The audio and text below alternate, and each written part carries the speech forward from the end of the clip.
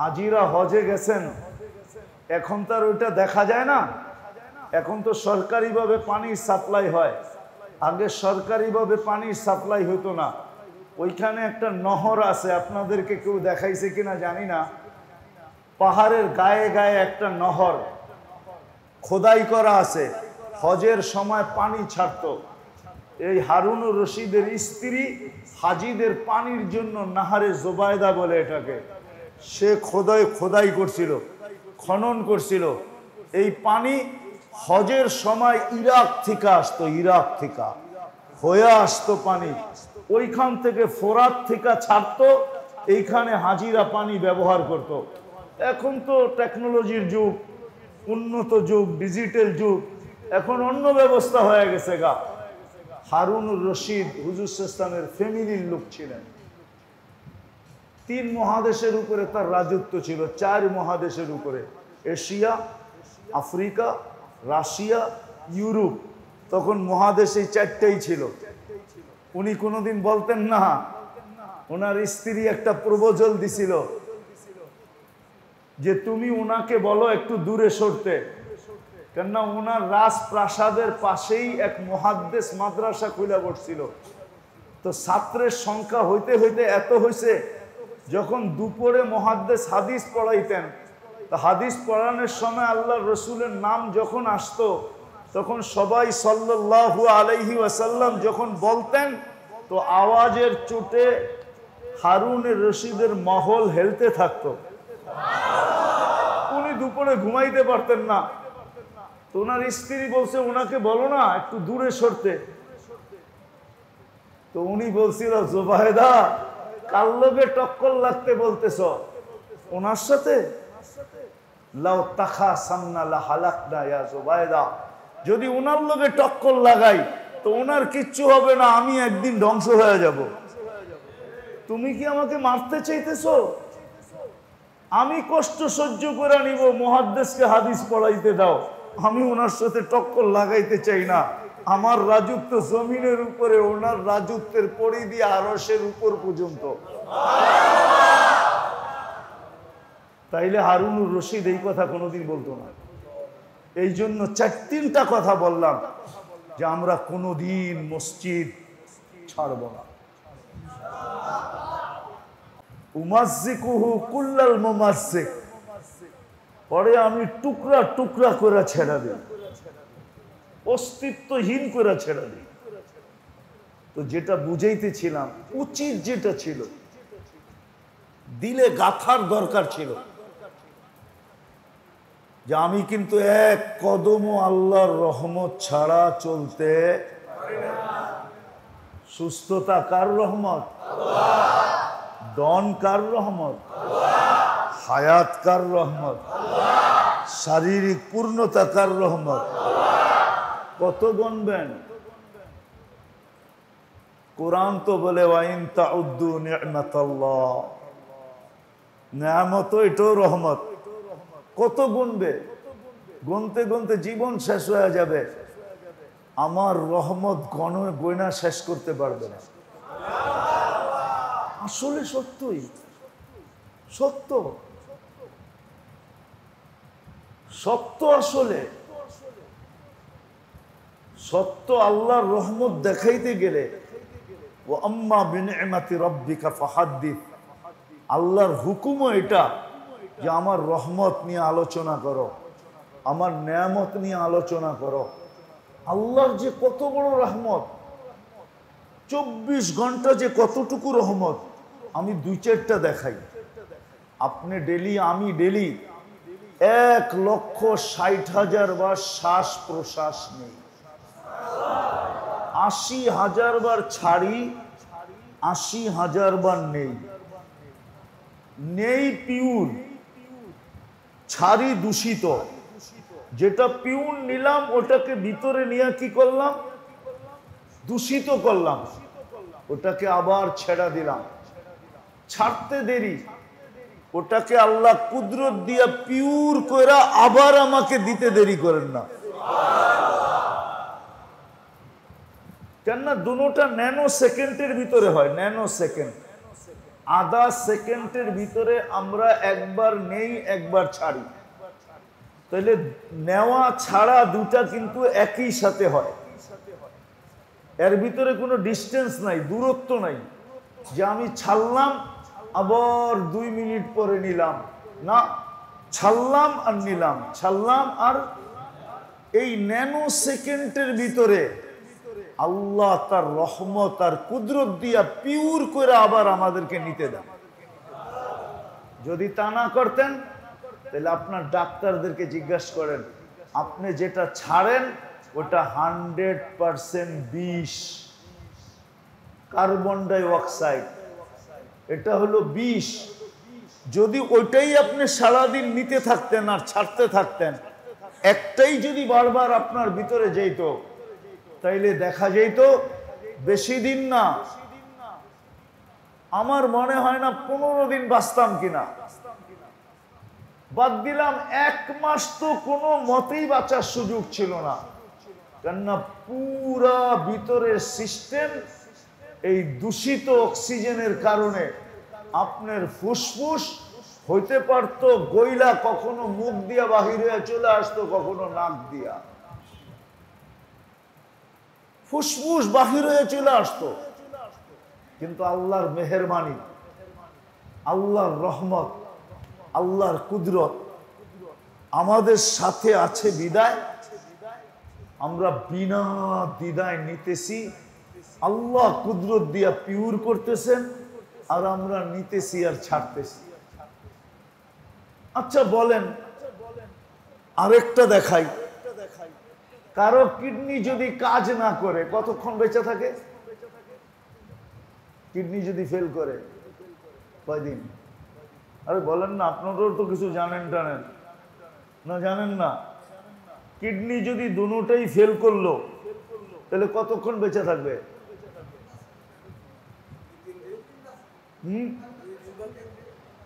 আচ্ছা আপনারটাই মেনে নিলাম, আসলে এটা না। কিডনি ফেল করলে 24 ঘন্টার ভিতরে মারা যেতে পারে, 2-4 ঘন্টার ভিতরে মারা যেতে পারে। আচ্ছা আপনারটাই মেনে নিলাম 3 দিন। কিডনি ফেল হয়ে গেলে আল্লাহ ডেলি 36 বার আমাদের কিডনিকে ডায়ালিসিস করে। কতবার? 36 বার। পার 40 মিনিটে একবার ডায়ালিসিস হয়। যদি আল্লাহ ডায়ালিসিস বন্ধ করে দেন, কিডনি ফেল, কিডনি ফেল, কাজ করা ছেড়ে দিবে। আপনি বাঁচবেন কতক্ষণ? এটা কার রহমত? হায় হায়, আমি কত দেখাবো, কত দেখাবো। ডেলি 550 লিটার অক্সিজেন আল্লাহ আমাদেরকে ব্যবহার করতে দেন। আমরা নাক দিয়া টাইনা নেই ডেলি 550 লিটার। 550টা লিটারের বোতল জমা করে রাখা দেখেন কতটি জায়গা লাগে আর কিরকম স্তূপ হয়। আল্লাহ ডেলি 550 লিটার অক্সিজেন নিতে দিতেছেন। যুবককে যৌবনের তরঙ্গের ভিতরে রাখতেছেন যেন বাটা না পড়ে, ঠিক না? পুরুষকে পুরুষত্বের ভিতরে রাখতেছেন, নারীকে নারীত্বের ভিতরে রাখতেছেন। এগুলা কি আল্লাহর রহমত না? না রহমত না? মানেন? হ্যাঁ, তাহলে তো দিলে গাথার দরকার ছিল যে আল্লাহ তোমার রহমত ছাড়া আমি এক শ্বাসও নিতে পারব না। কিন্তু বলেন এই কথাটা কয়জনে বলি আর ভাবি? এখন না স্বীকার উক্তি দিলেন, কিন্তু এর আগে কবে আপনি ভাবছেন, চিন্তা করছেন বা বলছেন যে যতই যা করি না কেন আল্লাহর রহমত ছাড়া কিচ্ছু করতে পারবো না? এটা যদি আপনার এইখানে গাথা থাকতো বা আপনার সামনে বাসমান থাকতো বা আপনার আমার ব্রেনে সদা সর্বদা উদিত থাকতো, তাহলে মনে হয় না আমাদের চাল চলন বর্তমানে যেরকম বা আমাদের অবস্থা যেরকম, মনে হয় এরকম অবস্থা আমাদের কোনোদিনও হতো না। যুবকের অবস্থা এরকম হতো না, বৃদ্ধের অবস্থা এরকম হতো না, নারীর অবস্থা এরকম হতো না, পুরুষের অবস্থা এরকম হতো না। সবচেয়ে বড় কথা এটাই যদি ভাবতাম যে আল্লাহর রহমত ছাড়া আমি এক শ্বাসও নিতে পারবো না, তাহলে আল্লাহ কিন্তু ডেলি 5 বেলা রহমত নেওয়ার জন্য ডাকে এবং রহমত দেওয়ার জন্য ডাকে। নেওয়ার জন্য এবং দেওয়ার জন্য আল্লাহ ডেলি কয়বার ডাকে? আজান কার ডাক? কিন্তু আপনাকে মসজিদ দেখলে তো মনে হয় না মুসল্লি হয়।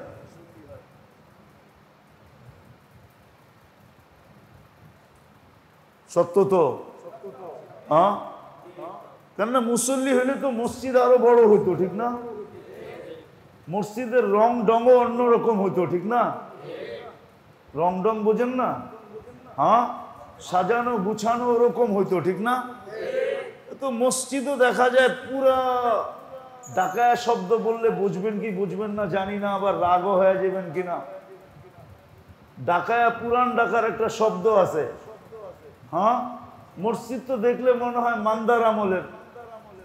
মান্দার চিনেন? হ্যাঁ, মানে দাদারও দাদার আমলের, ঠিক না? আমি কিন্তু চান্দা করবো না, আমি বুঝানোর জন্য বলতেছি।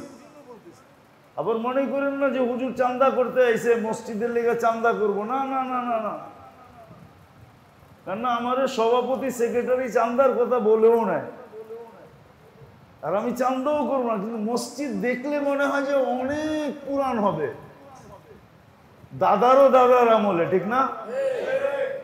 আর বেশি বড়ও তো না, ছোট।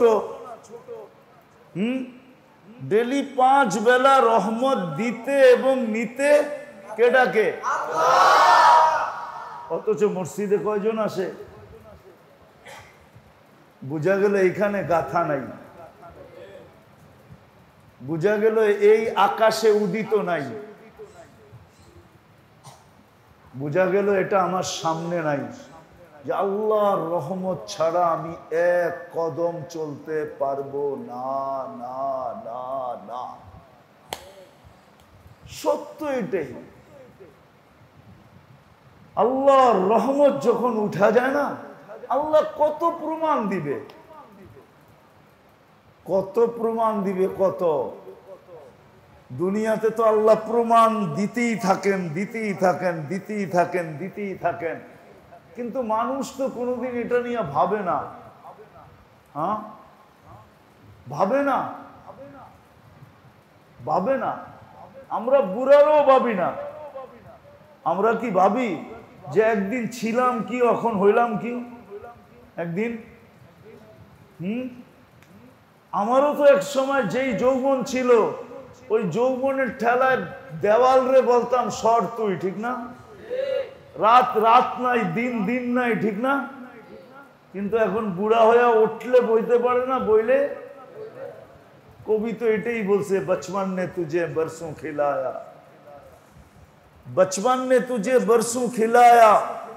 এক সময় ছিল লুঙ্গি মাথায় বাঁধলেও কেউ কিছু বলতো না, আবার কান্দে রাখলেও কেউ কিছু বলতো না, আবার উপরে ফিকা মেয়েরা জাপ দিলেও কেউ কিছু বলতো না, ঠিক না? মনে হয় বোঝেন না, ওই দিন আপনাকে যায় না, ঠিক না? কি হ্যাঁ, ঠিক না? রাত্রে লুঙ্গি পরে ঘুমাইছে ঠিকই, সকালে ওই কই আর লুঙ্গি কই, ঠিক না? মায়ে জিজ্ঞাসা কিরে লুঙ্গি কই? রাত্রে জানি লুঙ্গি কই গেছে গা, ঠিক না? কেউ কিছু বলে না, ঠিক না? জওয়ানি নে আকে ফির মজনু বানায়া। যুবক হইতে দেরি, মাতাল হইতে দেরি হয় না, ঠিক না? হ্যাঁ, এখন তো আর বাসি বুসি নাই, ছোটবেলা দেখতাম আর কি, ঠিক না? এখন তো আর পানি পুনি নাই, নইলে মাদক দিয়ে আমি আজকে চিনি না, অনেক আগের থেকে মাদক দিয়ে চিনি। এক জমানা ছিল মাদক দিত, পানির দিনে পানি হইতো। বাড়ির থেকে বাড়িতে ডিঙ্গি নৌকা দিয়ে যেত, ঠিক না? হ্যাঁ, চাঁদনি রাত হইলে যুবকরা ডিঙ্গির মধ্যে বয়া বাঁশি বাজাইতো, ঠিক না? সারা রাত পার, ঠিক না? মা বাবা পিটাও আনতে পারে না। কি তো জওয়ানি নে মজনু বানায়া, যৌবন আইসা মাতাল বানায়া দিছে। বুড়া পে আকে ফির পে ক্যা ক্যা সতায়া। আর যখন বুড়া হইছে এখন উঠলে বসতে পারে না, বসলে উঠতে পারে না। কিন্তু ওই যে বললাম না, প্রভাবের কারণে, চার জিনিসের প্রভাবের কারণে এখনো মাথার ভিতর থেকে যায় নাই। কবি বলতেছেন, তো যে দুনহায় কে রহো সবসে আলা, हो जीनत निराली हो फैशन निराला, यूं ही जिया करता है क्या मरने वाला, तुझे हुस्न जाहिर ने धोखे में डाला, जगह जी लगाने का दुनिया नहीं है, ये इबरत की जा है तमाशा नहीं है, अफा हसिबतुम अन्नमा खलकनाकुम आबस। অনর্থক সৃষ্টি না, যদিও আমাদের মাথার ভিতরে নিশা যে দুনিয়ার চাকচিক্য, দুনিয়ার উন্নতি, দুনিয়ার উপরে চড়া, হ্যাঁ, যদিও মাথার ভিতরে নিশা, ঠিক না? শুনে তো, কিন্তু মানে তো না। কম তো শুনাইতেছি না। আজকে বহুত বৎসর ধরে প্রত্যেক বয়ানের না হইল এক বয়ান বাদ দিয়া দ্বিতীয় বয়ানে আমার পাবেন। আল্লাহ মানুষকে বুঝাইছে, তুই কামাইতে পারিস কিন্তু তোরে পুরা খাইতে দিব না। কামাবি কিন্তু খাইতে খাইতে দিমু না, পারমু না, না দিমুই না। দিলে না পারবি, দিলে দিমুই না খাইতে। কামা, যত কামাইতে পারিস কিন্তু খাইতে দিমু না। যত হাজার কোটি টাকা খরচ করে বানাস, বেশি দিন থাকতে দিমু না। বেশি দিন থাকতে, সত্য না মিথ্যা? সবাই তো এটা জানে, শুনে, কিন্তু ছাড়ে? হ্যাঁ, ছাড়ে কি কন? নাইলে ৯-৬ করবে কেন? ও যদি এটা বিশ্বাসই করতো তো কোনোদিন ৯-৬ করতো না। করতো? ৯-৬ বোঝেন? মনে হয় বোঝেন নাই। ব্যবসা ব্যবসা করেন না তো কোত্থেকে বুঝবেন? নেওয়ার সময় যখন নিজে নিবে তো ৯ রে ৬ বানায় নিবে। এটা ৯ না, এটা তো ৬। তো লাভ হইল কত? ৩, ঠিক না? আবার যখন বেচবো তখন ৬ রে ৯ বানায় বেচবো। এটা ৬ না বেটা, এটা ৯। এইখানেও লাভ কত? ২-৩ মিলা কত হইলো? ডাবল লাভ হইল না? ওই ৯-৬ করবে কেন? আল্লাহ তো বলতেছে কামাবি, তোকে খাইতে দিব না। যত হাজার কোটি টাকা খরচ করে তুই বানা, তোকে বেশি দিন থাকতে। কতজন রে তো একদিনও থাকতে দেয় না। কতজন রে তো একদিনও থাকতে দেয় না, ঠিক না? আবার কতজন রে সবকিছু থাকা সত্ত্বেও মাসের পর মাস যুগ জঙ্গল পাট খেতে কাটায়া দিছে, ঠিক না? মনে হয় কিছুই বোঝেন না, বাটটা খান না তো কোত্থেকে বুঝবেন? আল্লাহ বলে বেশি দিন থাকতে দিব না। আরেকটা হিসাব করেন আপনি। আচ্ছা, মানুষ বাড়িতে থাকে কতক্ষণ? কতক্ষণ থাকেন বলেন? কয় ঘন্টা? হ্যাঁ, 8 ঘন্টা, ঠিক না? না, 8 ঘন্টা থাকলে মেল চালাইব কে? 4 দোকানে বইব কে? তাস খেলবো কে? ক্যারাম বোর্ড খেলবো কে? প্রত্যেকে 8 ঘন্টা থাকেন। 6 ঘন্টা দেখেই তো বিরক্ত হয়ে গেছে। 8 ঘন্টা থাকলে তো বাড়িতে বের করে দিত, মনে হয় বোঝেন নাই। 6 ঘন্টা বাড়িতে থাকেন, তারপরে তো বাড়িওয়ালারা আমাদেরকে দেখে বিরক্ত, ঠিক না? বাড়িতে গেলে খালি ক্যাসেট আর ক্যাসেট, ক্যাসেট আর ক্যাসেট, ক্যাসেট আর ক্যাসেট, ঠিক না? খালি ক্যার ক্যার ক্যার করতেই থাকে, ঠিক না? কেন জানেন? বেশি দেখতেছে। কি এতক্ষণ বাড়িতে থাকো স্কিল লেগা? বাড়িতে তোমগো কি কাম? কেননা ওরা জানে বাড়িতে আমরা বেশি থাকলে আমরা আবার ওদেরকে বিরক্ত করবো, এটা লইও ওইটা লইও, এটা ঠিক করো ওইটা ঠিক করো, এই করো এই করো, সারাদিন খালি অর্ডার দিতেই থাকবো, ঠিক না? কতক্ষণ সইব? মানলাম 8 ঘন্টা থাকেন, 16 ঘন্টা কই থাকেন? হ্যাঁ, বাহিরের বাথরুম আর আপনার বাড়ির বাথরুম একরকম না? 16 ঘন্টা কি পাইপ লাগায় থাকেন না ক্যাথে লাগায় থাকেন? হ্যাঁ, আল্লাহর কথাই সত্য, তুই যত 1000 কোটি টাকা খরচ করে বানা, তোরে থাকতে দিব না। আছে বহুত মানুষ আছে বাথরুম, আর বললাম না সপ্তাহে একদিন করে কিনা, অথচ বাথরুমই লাগাইছে কয়েক কোটি টাকা। হ্যাঁ, বিশ্বাস হয় না? আমার লোকে চলেন মাধব দিল, যেমন আমি চিনি মাধব দিতে, 1 কোটি টাকা বাথরুমে লাগছে। যে ইনস্ট্রুমেন্ট লাগাইছে বাথরুমে, যেই কমোট লাগাইছে, আধুনিক কমোট, পানির মধ্যে হাত লাগাইতে হবে না, সবকিছু অটো হবে, অটো। আল্লাহ বলে তুই বানাবি, তোকে থাকতে দিব না, তুই কামাবি, তোকে খাইতে। যদি এটা বিশ্বাস করত, আর তৃতীয় তুই জমাবি, তোকে ভোগ করতে দিব না, না বুক করতে দিবে না, কসম খোদা। এটাই আল্লাহর সিদ্ধান্ত, জমাবি তুই। নাইলে কোরআন কেন বলতো জামা আমালাহু ওয়া আদ্দাদা ওয়াইলুল লিকুল্লি হুমাযাতিল লুমাযা আল্লাযী জামা আমালান ওয়া আদ্দাদা।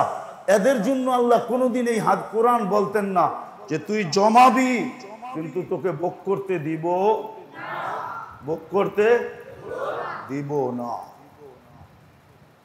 এটা যদি থাকতো মানুষ 900 কেন করতো? বোঝা গেল এটা এইখানেও গাথা নাই, এইখানেও উদিত নাই, সামনেও নাই। আচ্ছা, আরেকটা কথা বুঝাই, দেখি বুঝে আসে কিনা।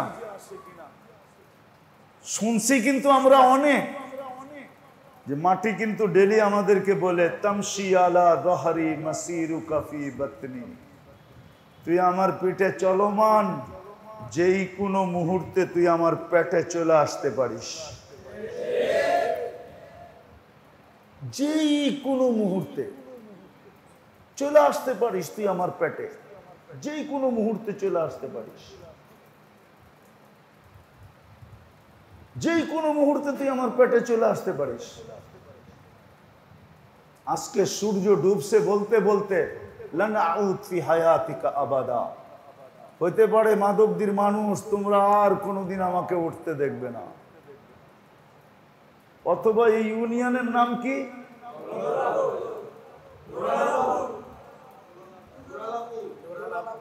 নুরালাপুর। এই ইউনিয়নে বলতে বলতে ডুবছে, তোমরা আমাকে কালকে আর উঠতে নাও দেখতে পারো। হাজারো দুর্যোগ আছে, হাজারো দুর্যোগ। ডিসেম্বরে আসছিল তুর্কিতে, এক শহরে 1.5 লক্ষ লোক মারা গেছে। রাত্রেই কিন্তু ভূমিকম্প আসছিল, পুরা শহর মাটির সাথে। সকালবেলা 1.5 লক্ষ লোক আর সূর্য উঠতে দেখে নাই। আপনাদের ইউনিয়নে তো 1.5 লক্ষ লোকও নাই, আছে? নাই। সূর্য কিন্তু বলতে বলতে ডুবছে। তা আমি যেটা বুঝাইতে চাইতেছি, আফসোস চার প্রভাবের কারণে আমাদের দিলে গাথা নাই যে আল্লাহর রহমত ছাড়া আমরা এক শ্বাসও নিতে পারবো না। ওই রহমত দেওয়ার জন্য আর নেওয়ার জন্য, রহমত নেওয়ার জন্য আর দেওয়ার জন্য ডেলি কিন্তু আল্লাহ 5 বার ডাকে। বলেন কয়জন মসজিদে আসে? ওটার জন্য আল্লাহ পরিবেশ তৈরি করছেন যে তুমি কিন্তু রহমত ছাড়া চলতে পারবে না, টাকা ছাড়া চলা যায়, এটা ছাড়া কিন্তু চলা যায়। বিশ্বাস হয় না আপনার? হ্যাঁ, আমার সাথে একদিন চললেন, আমি দেখায় দেব না আপনাকে, বাস্তব দেখায় দেব, অহংকার করে বলতেছি না। আমার সাথে একদিন হাইওয়েতে চললেন, দেখায় দেব। বড় বড় গাড়ি নিয়ে ঢুকলেও বিনা পয়সায় খায়া বাইরে দিতে পারে না। আর আলহামদুলিল্লাহ আমরা ঢুকলে হুজুর বলে, হুজুর কত আইটেম খাইবেন খান, বিল দিতে গেলে হাসি দিয়ে কয় আপনি বিল দিবেন, তাহলে আমরা হোটেল খুলে লাভ হইল কি? আপনি যদি বিল দিয়ে খাইতে হয় তাহলে আমরা হোটেল খুলে লাভটা হইল কি? তাহলে কি খাওয়া পয়সা ছাড়া হইলো না? হইলো না? হ্যাঁ, আজকেরটা বাদেই দিলাম, আজকা ডাকাতে আসতে আসতে এই পর্যন্ত ওইটা বাদেই দিলাম। অহংকার করে বলতেছি না, বুঝানোর জন্য। আল্লাহর রহমত থাকলে সব সহজ, আর আল্লাহর রহমত যদি না থাকে, রহমত যদি না থাকে, রহমত যদি না থাকে, নিজের ঘরের ভিতরেও নিরাপদ না, কিচ্ছু করাই সম্ভব না। ওই রহমত দেওয়ার জন্য নেওয়ার জন্যই তো আল্লাহ ডেলি 5 বার ডাকে। কয়জন মসজিদে আসে? কে ডাকে? মানুষের কোন জিনিসে তো গ্যারান্টি নাই। ল একটা বাংলাদেশে আছে কিন্তু গ্যারান্টি নাই, নিয়ম একটা বাংলাদেশে আছে, সারা দুনিয়াতেই আছে। ফাঁসির আসামি যদি প্রধানমন্ত্রী প্রেসিডেন্টের কাছে জীবন ভিক্ষা চাওয়ার বিধান আছে, কিন্তু ভিক্ষা চাইলেই যে তাকে জীবন ভিক্ষা দিবে এটার কোনো গ্যারান্টি আছে নাকি? হ্যাঁ, কিন্তু আল্লাহর তো গ্যারান্টি আছে। আল্লাহ তো গ্যারান্টি দিছে, কিয়ামতের দিন তোমার পক্ষে যদি সুপারিশকারীরা দাঁড়ায়া যায় আর যদি তোমাকে সুপারিশ করে, তাহলে আমি আল্লাহ গ্যারান্টি দিতেছি, যদিও তোমার উপরে দোজখ ওয়াজিব অবধারিত, তুমি 100% দোজখী, কিন্তু সুপারিশকারী যদি দাঁড়ায় বলে আমার দাদা, আমার চাচা, আমার ভাই, আমার মহল্লাবাসী, আমার এলাকার, আমার পরিচিত, আল্লাহ বলে আমি তোমাকে আর হাতে তোমার হাত একে তোমার হাতে উঠাইয়া দিয়া দিব, আর বলবো নিয়ে যাও। একজন হাফেজ তো 4 জনকে 10 জনকে নিয়ে যাবে, একজন আলেম তো 400 জনকে নিয়ে যাবে। কয়জন? হ্যাঁ, 400 জনকে নিয়ে যাবে। আচ্ছা, কোন 400 জন যদি মাসে 100 টাকা করে দেয়, তাহলে কত টাকা জমা হয়? কত? তাহলে তো ইমাম সাহেবের গোসল হইতে পারে, ঠিক না? না হইতে পারে না? হ্যাঁ, 400 জন যদি বলে যে কিয়ামতের দিন আমাকে নিয়ে যাবেন, মাসে 100 টাকা আপনার ভরণ পোষণে আমি দিব, তাইলে ইমাম সাহেব মাসে কত পায়? আপনাকে ইমাম সাহেব কয় টাকা পায়? রাগ হয়েন না, কিন্তু বুঝানোর জন্য বলতেছি। 10,000। অথচ মাসে কত কত দিব? 100 টাকা। অথচ কমিটিওয়ালারা বেতন দেওয়ার লেগে হিমশিম খাইতে থাকে, ঠিক না? হ্যাঁ, আর যদি মসজিদের দানের লিস্টিতে নাম লেখে আর বাড়িতে যায়, তাহলে তো কত কমিটির লোকরে গালি খাইয়েও ফিরতে হয়, ঠিক না? কি ভুল বলতেছি? হ্যাঁ, উল্টা পাল্টা বলে না? যে আপনি আমারটা জিজ্ঞাসা লেখছেন যে আমি মাসে 100 টাকা দিব, কি বলে না বলে না? তো যেটা বুঝাইতেছিলাম আমি, কিন্তু কথা শেষ জায়গায় চলে আসছি। আল্লাহর রহমত ছাড়া আমরা এক কদম চলতে পারবো না। ওই রহমত দেওয়ার আর নেওয়ার জন্যই এটা দিলে গাথেন। যুবক, তোমাদের পায়ে হাত দিয়ে বলি, বোঝো আমার কথা, ওইভাবে চলো, ওইভাবে চলো। আল্লাহর রহমত যদি তোমার সঙ্গে থাকে তো তুমি হয়তো সমাজে সাধারণ যুবক হইতে পারো, কিন্তু আল্লাহর কাছে তুমি সাধারণ না। নারী সমাজে সাধারণ হইতে পারে কিন্তু আল্লাহর কাছে না। পুরুষ সমাজে সাধারণ হতে পারে, আল্লাহর কাছে না। ওই রহমত দেওয়ার নেওয়ার জন্যই আল্লাহ কয়েকটা পরিবেশ নির্ধারণ করছেন। সবচেয়ে বড় পরিবেশ হলো মসজিদের পরিবেশ। প্রথম পরিবেশ হলো মসজিদের।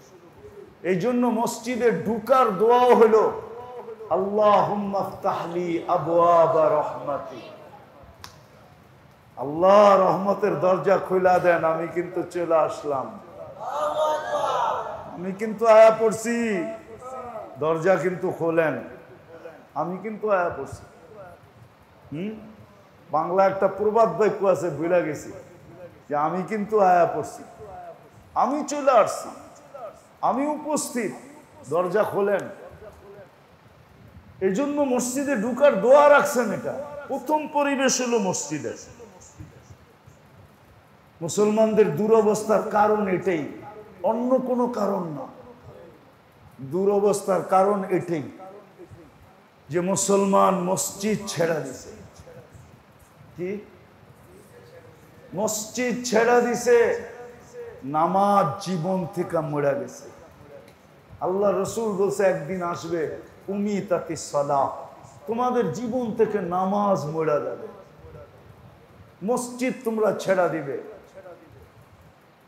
তখন কি হবে?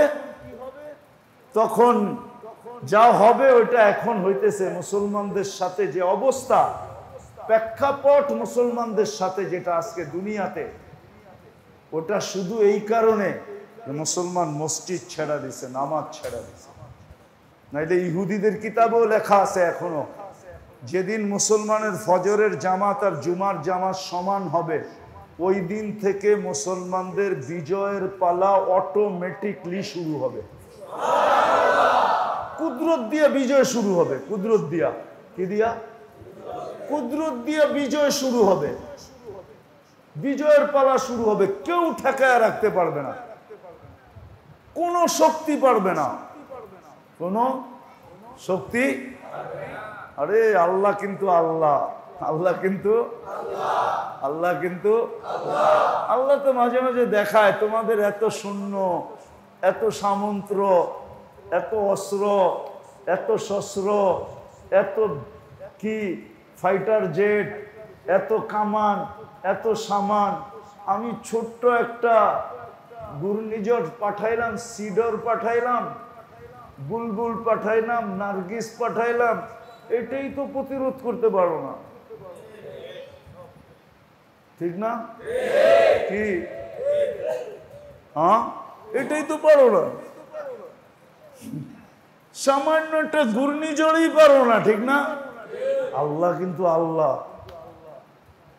এই জন্য আল্লাহ রহমতের জন্য ডাকেন, দিতেও ডাকেন, নিতেও ডাকেন। প্রথম পরিবেশ কি? আজকে দুরবস্থার শিকার শুধু এই জন্য যে আমাদের সম্পর্ক মসজিদের সাথে নাই। এখন সময় আসছে যে আমরা মসজিদের সাথে সম্পর্ক জুড়ি। নাইলে একটা প্রবাদ বাক্য বলি, বুঝবেন না না বুঝবেন জানি না, যে দিয়াদন চায়মন কায়রানিতে কতক্ষণ। সুযোগ আছে আমরা মসজিদের সাথে সম্পর্ক জুড়ি। দুনিয়ার দিক দিয়েও বলতেছি, ওই আখেরাতের দিক দিয়েও বলতেছি। প্রথম পরিবেশ হলো মসজিদ। এই জন্য আল্লাহ ডেলি ডাকে, কি সম্পর্ক জড়বেন? কে কে মসজিদে বসে অঙ্গীকার করতে পারেন যে আজকের থেকে আর নামাজ কোনোদিন ছাড়বো না? পাক্কা? হ্যাঁ, নামান। দ্বিতীয় আল্লাহ পরিবেশ তৈরি করছেন রহমত দেওয়ারও জন্য, নেওয়ারও জন্য। সেটা হলো এই মাদ্রাসাগুলা। কি? এই মাদ্রাসাগুলা। হ্যাঁ, মক্কা আল্লাহর ঘর বটে, কিন্তু আল্লাহর রসুল সুযোগ পান নাই ওইখানে। কিন্তু মদিনায় আসতে দেরি, মসজিদ বানানোর সাথে সাথে আসহাবে সুফফা মাদ্রাসা বানাইতে দেরি করেন না, একদিনও দেরি হয় না। যারা হজে গেছে এরা মদিনায় আসহাবে সুফফা দেখা আসছে, এখনো উঁচা জায়গা বানানো আছে চৌবুতরার মতো। এটাই মাদ্রাসা ছিল, আসহাবে সুফফা, এইখানে বসে থাকতেন। দ্বিতীয় পরিবেশ হলো মাদারেস, এই মাদ্রাসাগুলা। আর আলহামদুলিল্লাহ আমি তো ডঙ্কার ঢোল বাজায়া বলি যে বাংলাদেশ সমস্ত বিপর্যয়ের থেকে বাঁচে, আর সমস্ত খেলার থেকে বাংলাদেশ বেঁচা যায়। যে যতই খেলতে চান, বাংলাদেশ সম্বন্ধে আমাদের ধারণা নাই, বেশি দিন এইখানে কোনো খেলা চলে না। কেননা এখানে 40,000-এর উপরে মাদ্রাসা আছে, শুধু হেফজখানা, বড়টি বাদ দিলাম।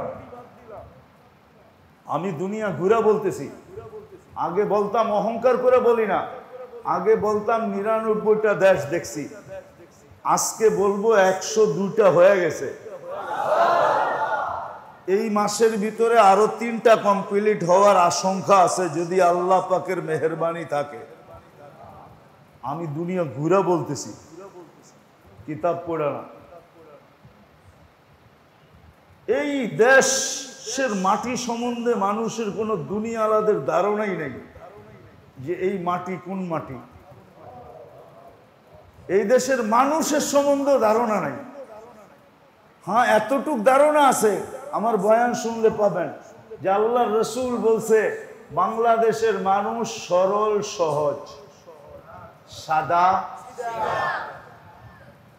এটা আমাদের জন্য বিরাট বড় একটা হার, মালা, বিরাট বড় একটা মাথার মুকুট, বিরাট বড় একটা সম্মান যুক্ত যে আল্লাহ রসুল বলছে বাংলাদেশের মানুষ সরল সাদা সিধা। হ্যাঁ, এই জন্যই মানুষ এখানে আচার খায় বেশি, মনে করে এরা সরল সহজ সাদা সিধা। হ্যাঁ, সরল সহজ সাদা সিধা বটেই, কিন্তু সরল সহজ সাদা সিধার সাথেই আল্লাহর কুদরত থাকে, কুদরত, আল্লাহর কুওয়াত থাকে, কুওয়াত। একটা পর্বে আইসা আল্লাহ এরকম দেখায় যে সারা দুনিয়া তাকলাইগা দেখতে থাকে যে এই সাদা সিধা মানুষটি এরকম করলো তো করলো কি করে। দেখেন, কিন্তু সরল সহজ মানুষ চেতলে কিন্তু অনেক চেতে, ঠিক না? ঠিক না? হ্যাঁ, এর লিগে হাবলা মানুষের চেতাইতে নাই। হাবলা বুঝেন, ও চেতলে কিন্তু অনেক কি, অনেক অনেক চেতে।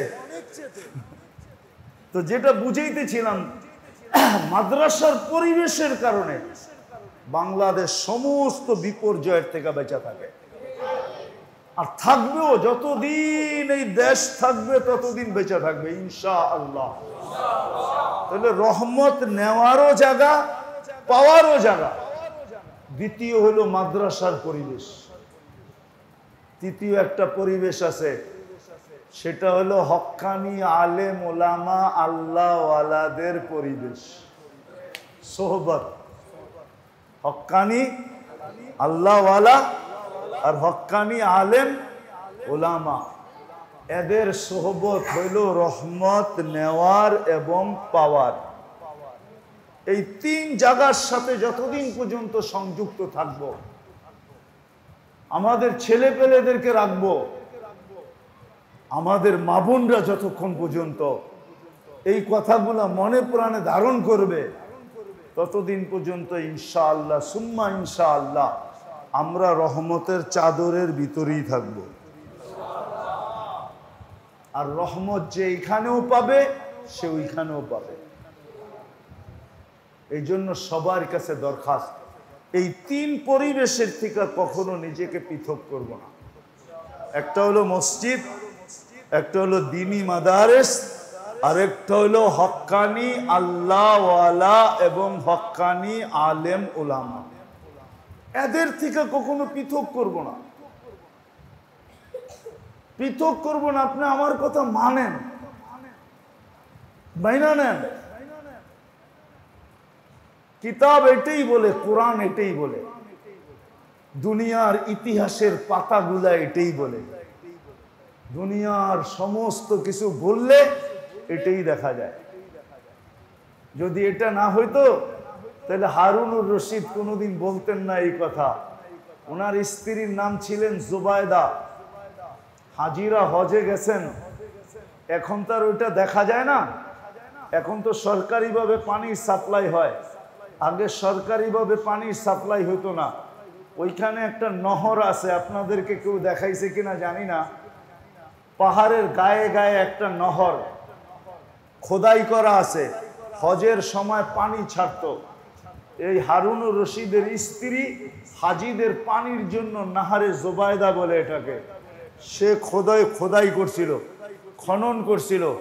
এই পানি হজের সময় ইরাক থেকে আসতো, ইরাক থেকে হয়ে আসতো পানি, ওইখান থেকে ফোরাত থেকে ছাড়তো, এইখানে হাজিরা পানি ব্যবহার করত। এখন তো টেকনোলজির যুগ, উন্নত যুগ, ডিজিটাল যুগ, এখন অন্য ব্যবস্থা হয়ে গেছে গা। হারুনুর রশিদ হুজুর ইসলামের ফ্যামিলির লোক ছিলেন। 3 মহাদেশের উপরে তার রাজত্ব ছিল, 4 মহাদেশের উপরে, এশিয়া, আফ্রিকা, রাশিয়া, ইউরোপ। তখন মহাদেশ এই 4টাই ছিল। উনি কোনোদিন বলতেন না, ওনার স্ত্রী একটা প্রপোজাল দিছিল যে তুমি ওনাকে বলো একটু দূরে সরতে, কেননা ওনার রাজপ্রাসাদের পাশেই এক মুহাদ্দিস মাদ্রাসা খুলে পড়ছিল।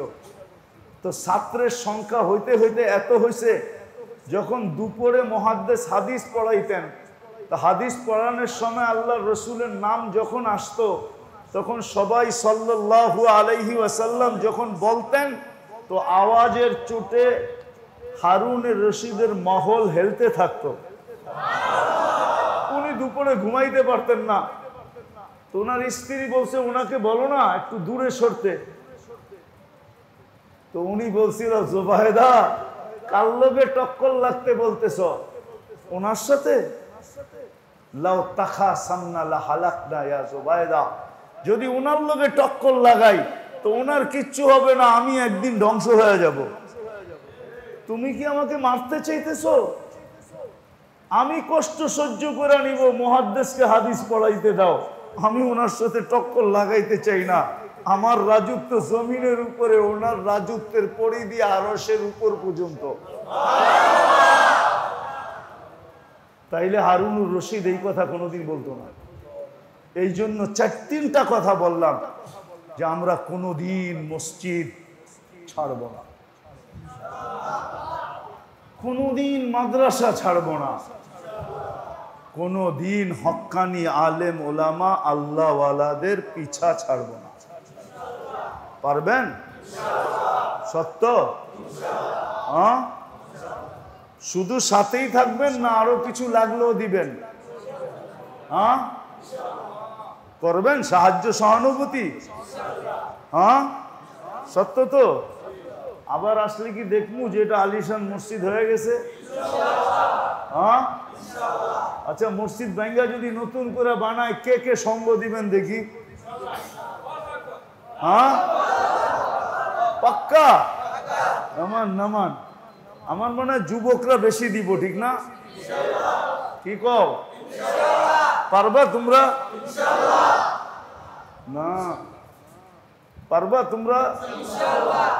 15-20 হাজার ব্যাগ সিমেন্ট যদি লাগে পারবা? ওরা তো কইব 1 লাখ হইলেও পারবো, ঠিক না? কি পারবা নাকি? আল্লাহ কবুল করুক তোমাদের। একটা আলিশান মসজিদ, আলিশান মাদ্রাসা, হ্যাঁ, ইনশাআল্লাহ দাওরা পর্যন্ত এখানে হওয়া চাই। আল্লাহ আমাদেরকে আমল করার তৌফিক দান করেন।